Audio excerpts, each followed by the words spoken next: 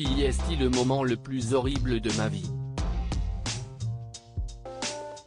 Dans un nouveau documentaire qui lui est consacré, Loana se raconte.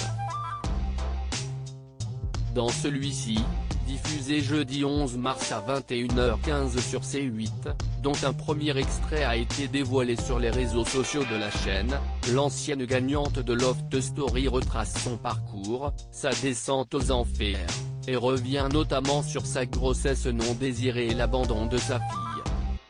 Quand elle a appris sa grossesse, au bout de 4 mois et demi, elle a d'abord pensé à avorter. Mais elle a rapidement changé des vies après une première échographie. J'ai vu ses petites mains, ses petits pieds. Je me suis dit que c'était impossible d'abandonner ce petit être qui était dans mon ventre, se souvient-elle avec beaucoup d'émotion.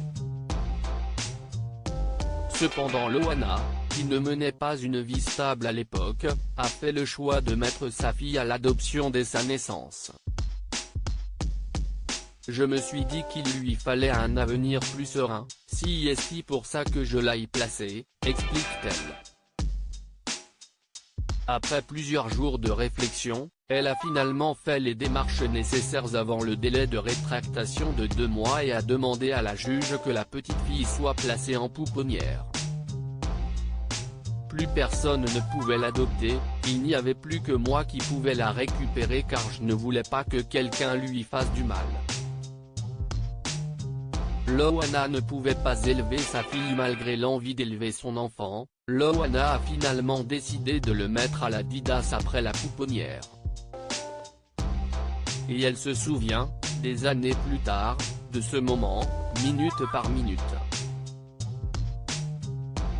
J'ai dû laisser ma fille parce que je n'avais pas les moyens de l'élever. Ma mère était partie et mon père n'aurait pas pu m'aider. Je crois que c'est la chose la plus horrible. Quand on me l'a arrachée des mains, elle pleurait. Ces cris, ils m'ont hanté. Matin, midi, soir, tout le temps.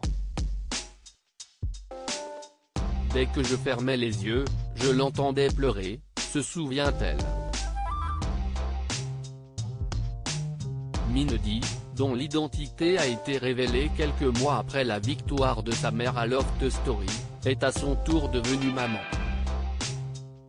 Elle n'est pas en contact avec Loana, qui a récemment fait une overdose de médicaments.